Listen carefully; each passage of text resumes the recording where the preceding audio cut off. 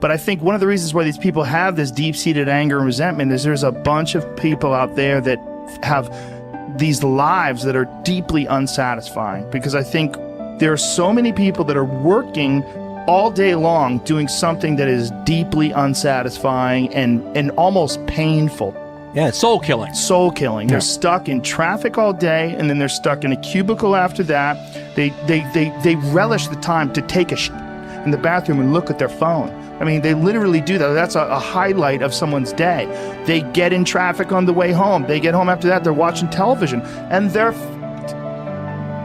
You ever notice that some people seem to want to hang on to stuff that is bothering them? They're forever talking about it. They don't want to let it go. They've had a failure at something and it's grown. They can't get over it. They just can't get over it. Or somebody said something nasty to them. They don't want to let it go. Do you know what we should do? We should ask ourselves, everything that happens, is this serving you? Is this serving you? And if it's not serving you, get rid of it. You don't want anything in your life that's not serving you, that's not causing you to grow, that's not adding to the quality of your life. I don't care what it is. You will find some people, they just hold on to bad stuff. They hold on to problems. They don't want to seem to let it go. And that adds more problems. Whatever you focus on grows. The only thing that can grow is the thing you give energy to. Why would you hold on to anything that's not serving you? How bad does it have to get? I mean, to what denominator, to what lowest level do you have to reach before people really make up their mind to change? My message is, why wait? I mean, when you're feeling so altered emotionally, you feel so bad, that's the moment you could actually see yourself for the first time, because you're not answering your cell phone, you're not responding to all your texts, you're not watching TV, you're not going out to dinners, you're not calling people back. Something's altered in you, and you're starting to become self-aware, right? How dare you to analyze yourself first, your company first, your character, your behavior, your work ethics. How dare you to analyze it and see if there's any change you can make. See, you cannot manage time, but you can manage activity. You can manage your activities. Make certain that what you're doing really makes a difference. Make certain that you're spending your time on activities that are productive, that are taking you in the direction of your goal. If you think about the person that you want to become, what's that person do every day that you don't do right now? And when you start to do the thing that the person you want to become is doing, you leverage something called behavioral activation therapy. And that is a whole body of research that says when you act like the person you want to become, it's the most powerful way to change a habit. It's even better therapy than talk therapy, because the action proves to your brain that you're becoming that person. You're seeing the change through the action, and so then the brain catches up and starts to relate to you like a person that's confident, or a person who adores their appearance, or a person that celebrates themselves exactly as they are. Before you start the day, ask yourself, how do I want to think today? How do I want to feel? How do I want to behave? I mean, what would greatness look like? What would love look like today? What could I do that would be really cool for me at the end of the day? Say, wow, so I had a good day today. What would make me feel that way? And if you can't find an answer to that, start reading. Who reads anymore? Read a book. I read so many books a week. I know, I'm that way too. So read something about, you want to be wealthy? Read a book about someone who became wealthy, and get real and realize they may have failed 50 times before they actually pulled it off. Or what were their characteristics? What were their traits? What made them? It wasn't about their wealth. It was about who they became. That's the key, right? So fill your brain with a little knowledge, and then just start asking yourself, what's the greatest expression of myself that I can be today? And rehearse it. Rehearse how you're going to be. And then if it leads to a different choice, that's the unknown. Mm-hmm. And just know that it's not going to be predictable. It's going to be a little uncomfortable. That's where the magic happens. If you can stay relaxed and awake in the unknown, things get pretty exciting. When you're back to the known, you're back to the familiar. Don't expect anything to change in your life. And if you say it's that person or that circumstance, you defaulted and went back to the program of the victim, allowing your outer environment controlling your thoughts and feelings. If you truly do this well, This is what I discovered. If I truly feel the feelings of my future before they occur, and I live in that state, I'm no longer looking for it to happen. How could I look for it if I feel like it already has, right? So I try to stay in that state, because then I'm not separate from it. And that tends to be when the magic happens. There's no control anymore. There's no predicting. There's no perfectionism. There's none of. All there is just kind of an experiment. Like, I'm experimenting to see if I changed my thoughts and feelings, if my life will change. And that should be the experiment everybody has. And do it with curiosity, and do it with just seeing if the experiment works. If it doesn't, change something else about yourself until it starts to work. Deciding who are we going to be.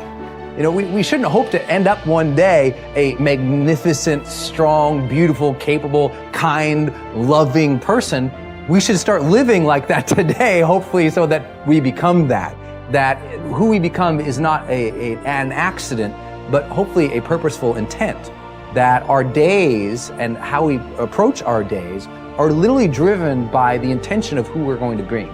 That we bring our character into each of the circumstances of our lives, and by doing that, maybe we can't always direct every circumstance of our life. We can't control everything, but we can certainly control our responses to them. We can certainly dictate who we're going to be in those circumstances, and that helps us achieve our ultimate destiny that we desire, not one that just lands on us.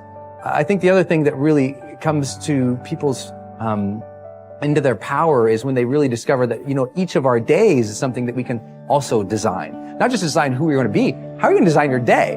What's this day going to be about? What's going to get your attention? What's going to get your focus? And what should not be getting your focus is just your inbox, or just what I call browser blackout, clicking around on all these blue links or images, or swiping here and swiping there, and then losing 4 or 5 hours of your day. Because what ends up happening for so many people is they lose 2 or 3 hours to distraction each day, maybe 4 hours of distraction of television a day.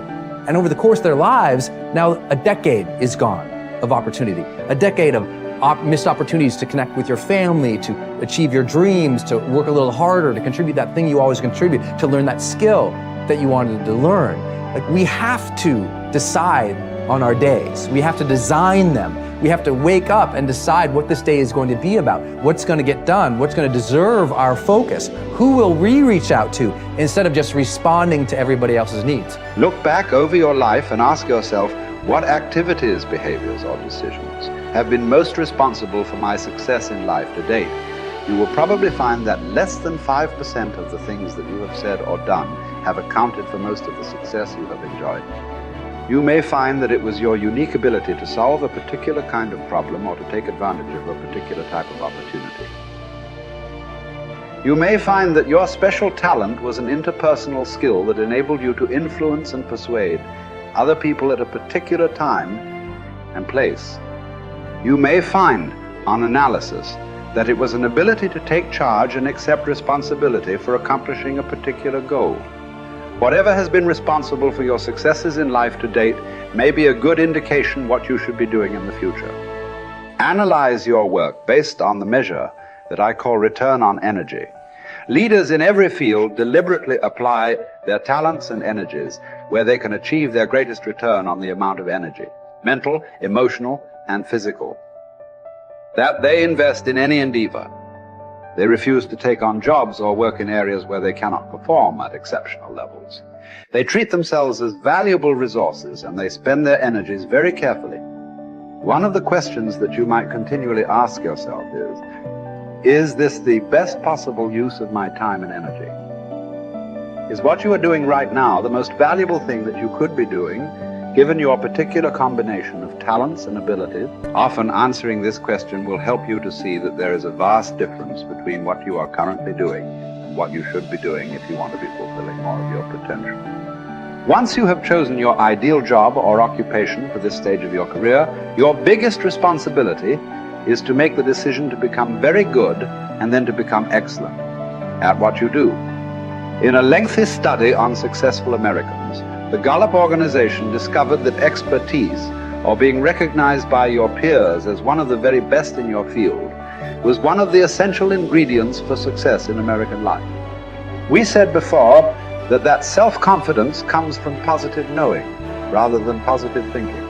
It is only when you know that you are outstanding in your chosen field that you really feel terrific about yourself, and that you enjoy high levels of self-confidence. Men and women who are good at what they do and who know that they are good at what they do are very different from those who are only average.